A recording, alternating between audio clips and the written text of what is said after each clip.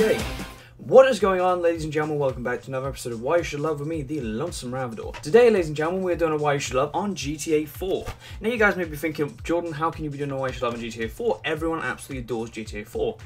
Which wouldn't always be true. A lot of people really didn't actually like GTA 4, but besides the online part, a lot of people didn't really, like most of my friends which I've actually talked to have never ever completed the actual storyline, and that's really what I'm going to mainly focus on. Well, maybe the DLC too, but that's the main aspect is what I'm going to try and avoid the whole multiplayer area. So I'm going to mainly focus on the part in which a lot of people kind of ignored the GTA 4, which is quite strange. Although I know everyone didn't, but I'm going to sort of focus on the part which probably people look down on most.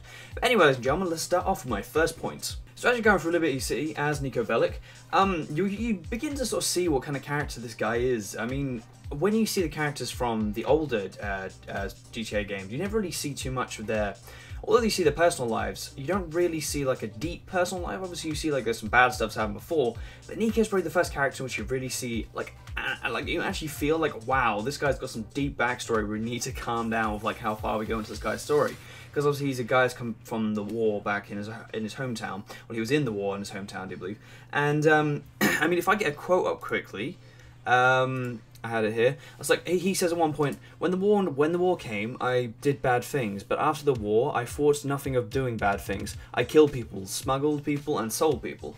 It's like you actually you're like, shit, son, that's actually quite deep. It's like to be fair, from the whole jump of San Andreas being probably one of the more jokey kind of games where you get like jetpacks and sort of mess around a lot more. Jump into GTA 4. GTA 4 definitely took the more dark route. But before I go on to that too much, I'm going to go on to my second point because I'll link to that anyway. So let's move on to my second point. Whilst playing GTA 4, you really do notice that you actually do feel an emotional attachment to the characters throughout the game. Obviously, the main person being Niko Bellic, but other points though isn't, because during GTA 4 you're actually given the option to kill certain people over certain people. Like at one point you're given the choice to kill either a character called Dwayne or Playboy, and so far I've never ever met anyone that straight away killed Dwayne, because Dwayne, as you sort of like play alongside Dwayne, you have to help him out with quite a few things, like you help him out with his girlfriend and money issues and stuff like that. You see like what kind of guy he is, and like you actually like feel sorry for him because he's had so much bad things happen to him.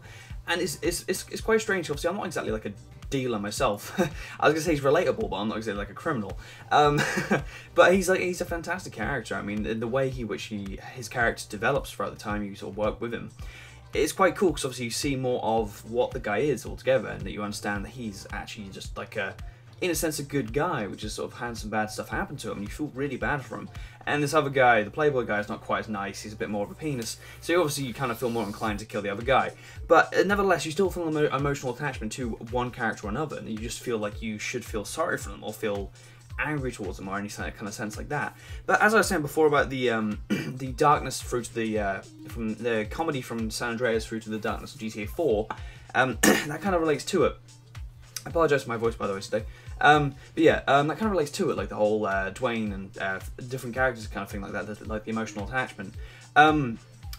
It's sort of like something that which is kind of missed in like the San Andreas, although obviously people like kind of found characters funny. Those are the memorable characters from the older games.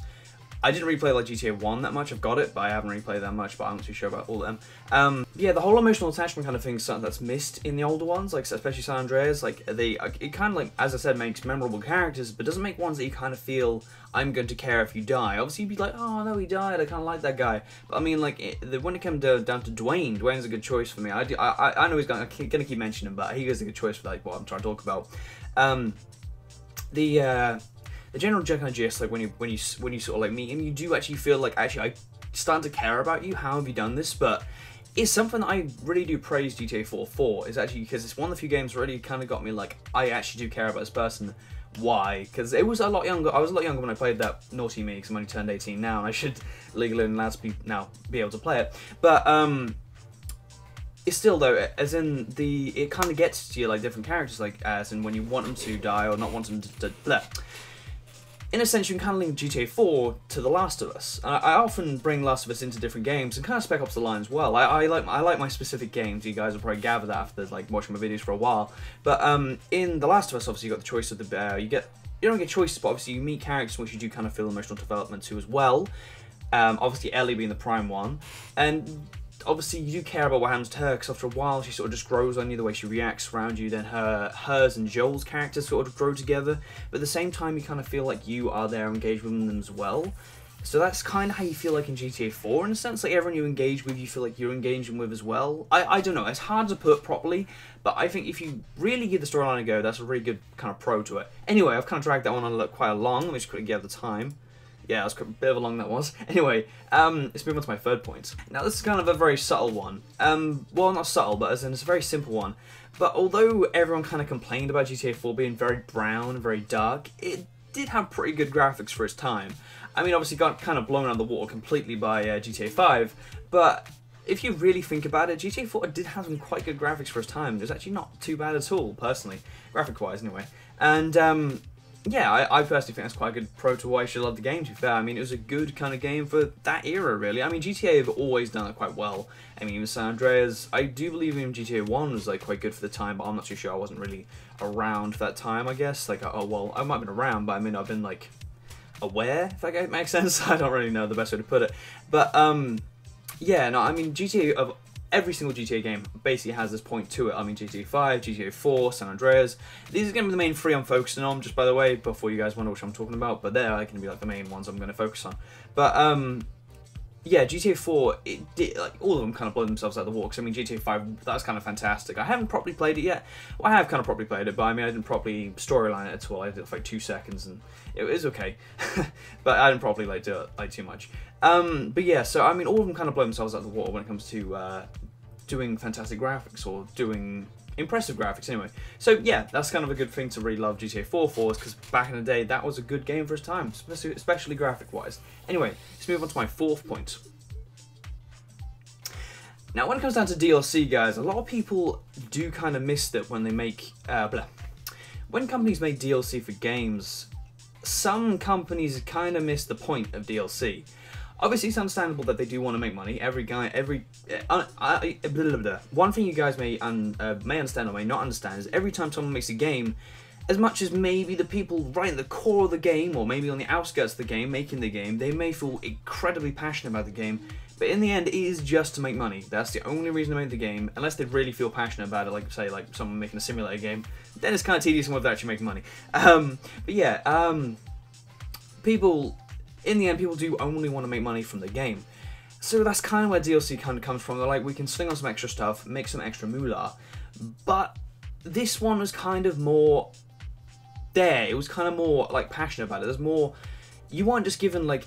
A terrible example, but I mean, if you look at the Call of Duty DLCs... I like Call of Duty, by the way, before anyone thinks, oh, Jordan, you don't like Call of Duty. I mean, if you look at the Call of Duty... What ones I like? Black Ops 1, that's a very good example. I absolutely adore Black Ops 1. I actually really do like playing Black Ops 1. But the good example is the map packs and that. I mean, you used to pay, I think, £12 maybe, so that's however many dollars, I'm not too sure. I believe, like, a map pack. I can't remember properly, or that might be wrong, it might be, like, extremely wrong, but it was kind of expensive. It was, like, a bit too much for what it actually was. And, yeah, so, I mean, you kind of paid for just, like, an extra few maps to sort of play online. That's not too great. Obviously, you're given the zombie maps as well, which I absolutely adored, which is the only reason I ever bought the map packs, I have to admit. But, yeah, it was okay. I mean, it wasn't too bad, but, I mean, it seems kind of, like... Do they really have to put that much money into it? I mean, do they really have to charge £12? I'm going to have a quick look up. Okay, so I wasn't too far wrong about the £12 thing. I just got Steam up, but on Steam they are £11.49. That may be a bit wrong, because, I mean, obviously Steam doesn't always update their prices, especially for COD DLCs, because it's not exactly the most popular of games on... One second. COD's obviously not the most popular game on Steam, so I imagine they don't always, like, keep the prices quite up and down as much. But in a sense, that's a good example of, like, not quite as passionate DLC. But then it comes down to the GTA 4 DLC, and personally I feel that that was a lot better, especially quality-wise anyway, because obviously you were given 3 different, like, packs for the... Okay, so in this, I had to quickly look it up, how many DLC packs actually were for GTA 4. I have it, and I completely forgot how many there were. There's actually 2, and there's the Battles of Gay Tony and the Lost and Damned. Both fantastic things. I have actually played both of them before you guys wondered, oh, I actually played them. I have actually played them both. They're actually quite fun, to be fair. And, yeah, I personally think they're, like, good storyline things. They add, like, new things to the game altogether, and, like, obviously, like, a new storyline thing altogether, which is quite... Not exactly rare, but it's like a good kind of passionate kind of feel behind the game, knowing that there is actually that there to do as well, you know what I mean, after you complete GTA 4. Obviously GTA 4 is one of the kind of games where there's a lot of stuff you can kind of do out and about of Liberty City anyway. So anyway, as I'm sort of dragging this Why You Should Love on quite a lot, I'm going to kind of speed up the last point. Anyway, let's move on to my fifth and final point. So as I kind of spoiled it before, I've got a list down of what I wanted to actually say, and I've actually kind of spoiled it a little bit, because my fifth point was actually going to be the jump from San Andreas to GTA 4. I can still kind of talk about it, I guess, but the main kind of thing is, think of like there was quite a big time difference between San Andreas and GTA 4.